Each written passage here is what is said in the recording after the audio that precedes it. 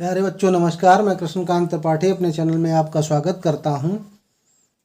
हम लोग कर रहे हैं बोर्ड परीक्षा की तैयारी, जिसमें दो सीरीज हमारी चल रही हैं, एक 24 नंबर पक्के, एक 26 नंबर पक्के। 24 नंबर पक्के वाली लगभग कुछ सवाल उसके और रह गए हैं। 26 नंबर पक्के की शुरू हुई है, उसका सुबह वीडियो मिलेगा और शाम को अब मिलेगा 50 नंबर पक्के। तो देखते हैं पहला सवाल। इसमें से सारणिक का एक सवाल 5 नंबर में हर वर्ष ही आता है। यदि एक्स वाई जेड विभिन्न हों, मतलब अलग अलग हों, तथा ये सारणिक दिया गया है, ये 0 दिया गया, तो दर्शाइए कि 1 + एक्स वाई जेड बराबर 0। वही सवाल को दूसरे तरीके से पूछ दिया गया, यहाँ ये सिद्ध करने को कह दिया गया। एक ही सवाल है, दो अलग अलग तरीके से पूछ दिया गया है उसको।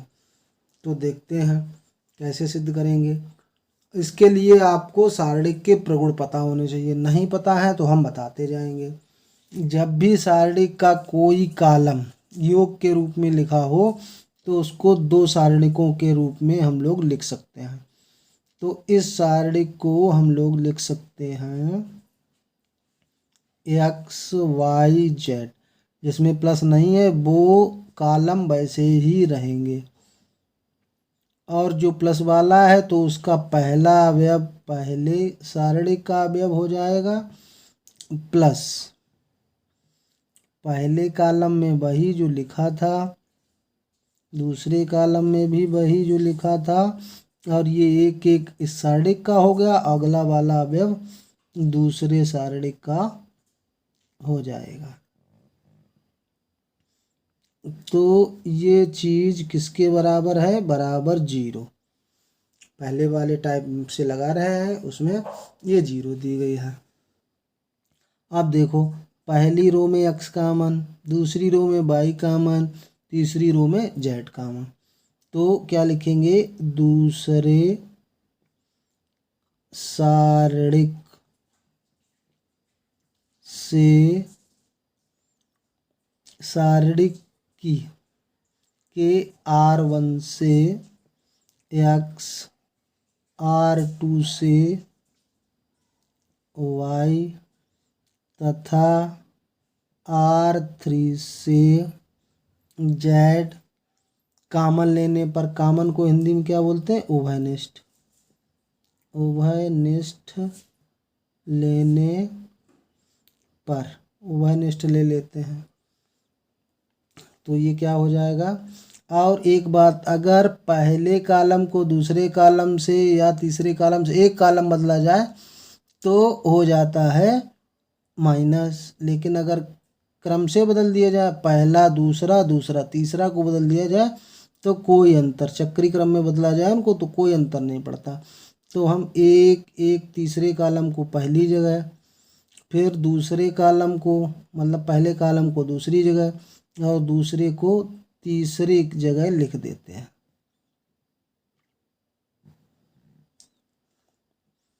यहाँ हमने एक्स वाई जेड, जो x कॉमन लिया वो बाहर लिखा, y जो कॉमन लिया वो बाहर लिखा, z वो कॉमन लिया वो बाहर लिखा। लिखे एक साथ ही जाते हैं। ऐसा नहीं कि यहाँ पे x लिख दें, यहाँ पे y लिख दें, यहाँ पे z, ऐसा नहीं, एक साथ लिखे जाते।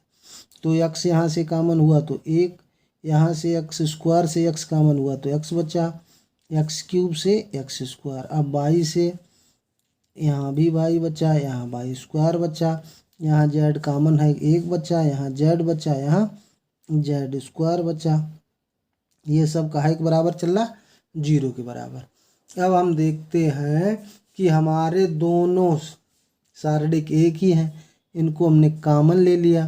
तो कॉमन ले लेंगे तो यहाँ पे क्या बचेगा? 1 + एक्स वाई जेड। ये कॉमन ले लिया, इसको हमने इधर लिख दिया, X Y Z, x square Y square Z square बराबर 0। ये बात समझ में आ गई? नहीं समझ में आई, मान लो AB + B ऐसे लिखा हुआ है तो B कॉमन ले लिया तो यहाँ क्या बचेगा? 1, यहाँ क्या बचेगा? A। ऐसे ये और ये एक ही चीज़ लिखी हुई तो इसको कॉमन ले लिया तो यहाँ क्या बचेगा? 1, यहाँ पे x + y + X Y Z, sorry. अब उसने ऊपर दिया हुआ था हमारे सवाल में कि यदि एक्स वाई जेड विभिन्न हो, मतलब अलग अलग है, तो एक्स वाई जेड जब अलग अलग हैं तो इस सारणिक का मान तो जीरो हो नहीं सकता। तो यहाँ लिखते होंगे चूंकि एक्स वाई जेड विभिन्न हैं, अतः सारणिक 1 1 1 x Y Z x square Y square Z square does not equal to zero. ये जीरो अगर नहीं हो सकता तो जीरो क्या होगा, जो इसका साथ में गुणनखंड था। अतः क्या लिखेंगे, 1 प्लस एक्स वाई जेड बराबर जीरो। तो ये तो पहला पार्ट जो पहले तरीके से हमने लिखा था वो सिद्ध हो गया। अब दूसरा कैसे सिद्ध करेंगे।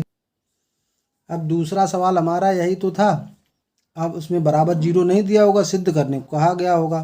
तो जो पहला पार्ट है वहाँ तक तो हम यहाँ तक तो पहुँच ही जाएंगे, 1 प्लस एक्स वाई जेड 1 1 1।